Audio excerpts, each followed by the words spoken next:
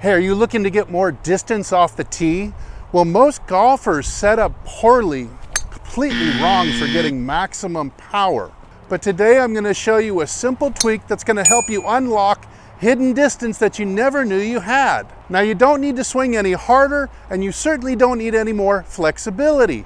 Don't believe me? Well, keep watching, because the proof is coming. So too many golfers lose too much distance before they even take the club back.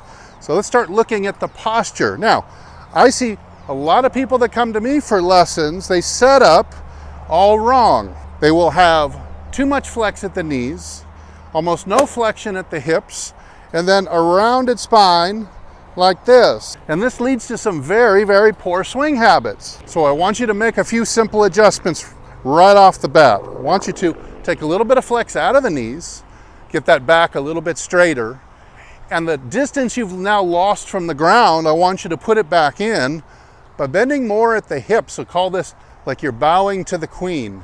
Now I'm in a position much more conducive to hitting the ball for maximum power.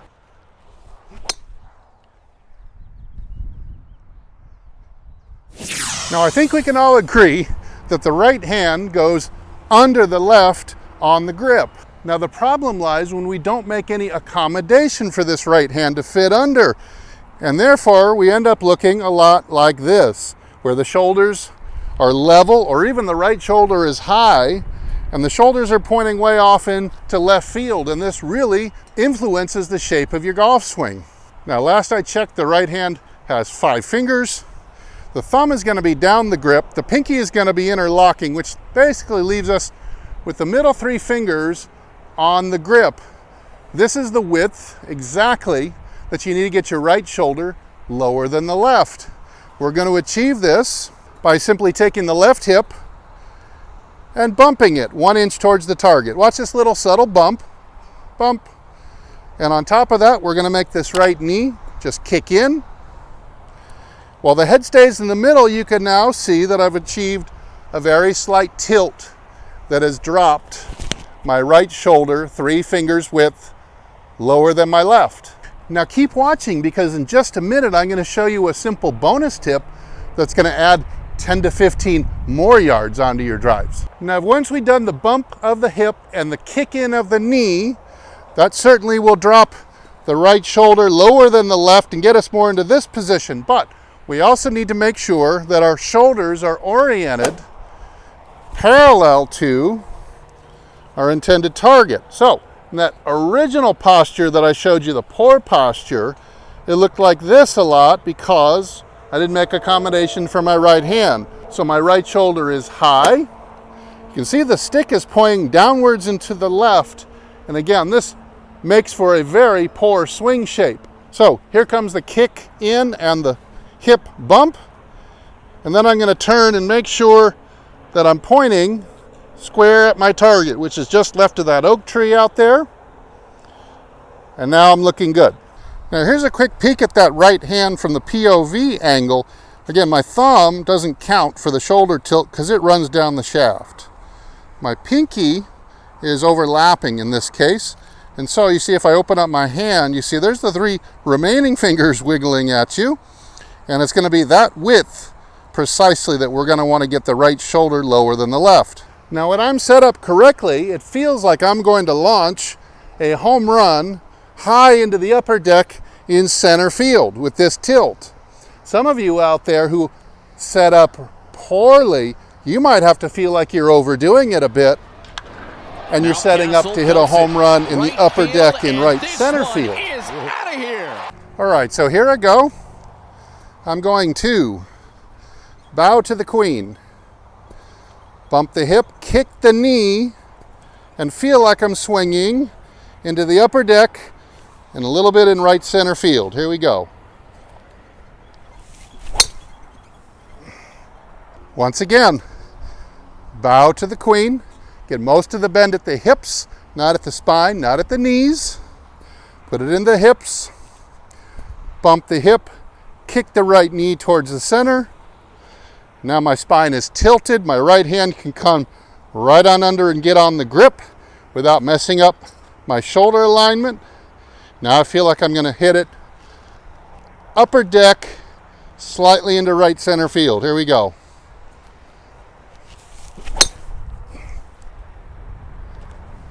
Just like that.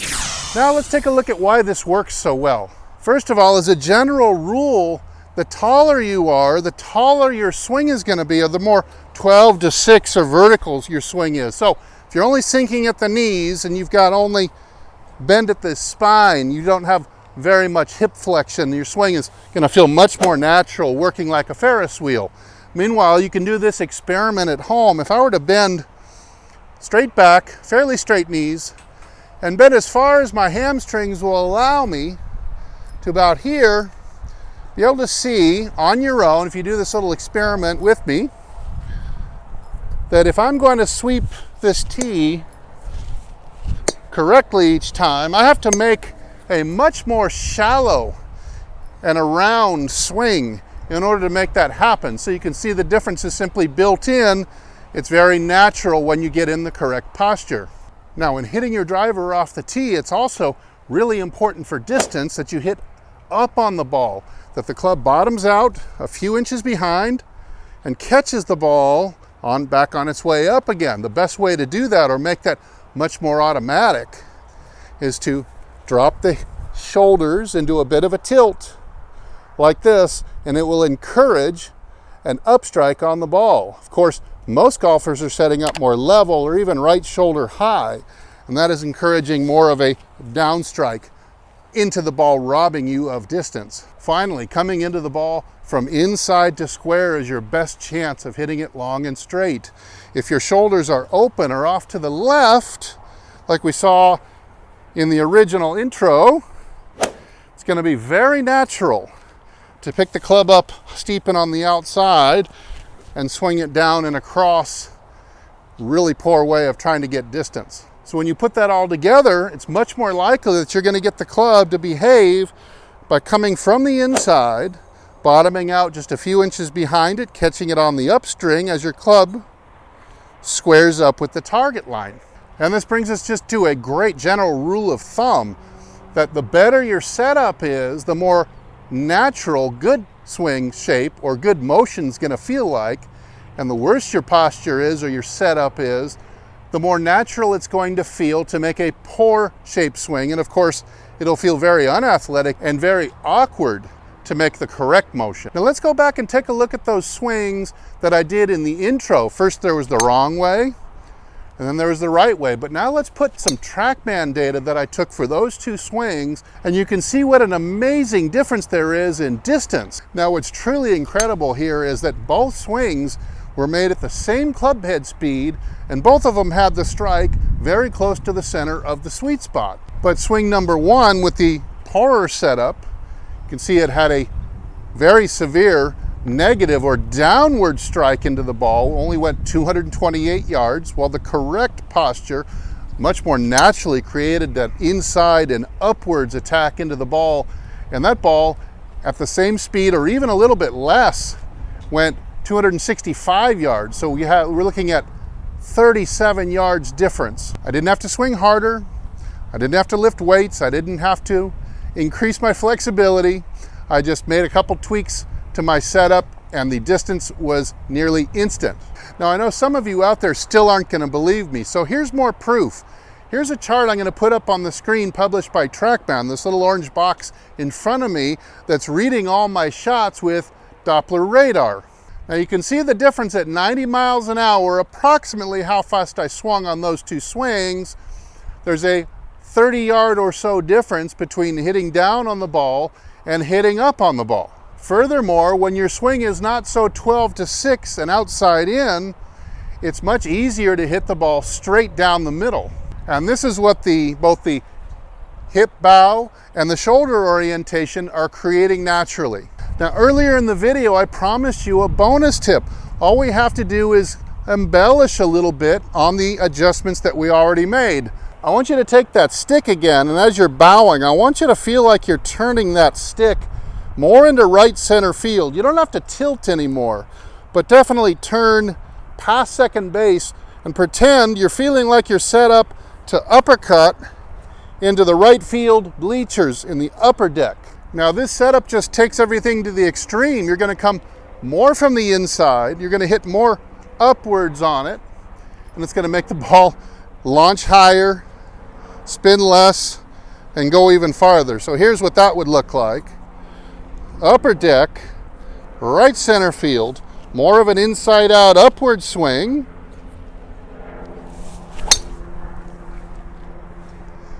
Nice draw down the middle and really long. Now to cement that extra distance, you would also make a small adjustment by playing the ball even more forward in your stance and teeing it up higher. In this way, you can really take advantage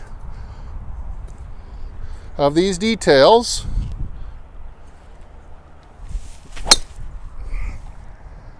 to hit it higher and farther yet.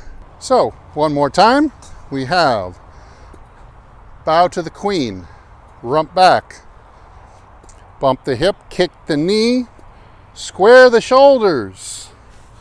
We have an uppercut to right center field.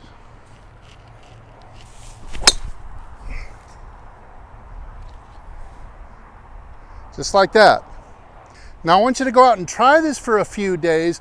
Maybe you can't get all the components at once, but pick out a couple that you know you can repeat. And then when you get more distance out of it, I want you to come back to this video and leave a comment down below and let us all know how much more distance you got. If you have any questions, also leave those down in the comments. I try to answer all the good ones. Thanks for watching. I'm Steve. Head over to my website, hititlonger.com. I've got hundreds of more great videos and articles and lots of great products that I highly endorse. And if I don't see you in the next video, I hope I see you longer and straighter down the fairway. Everybody take good care.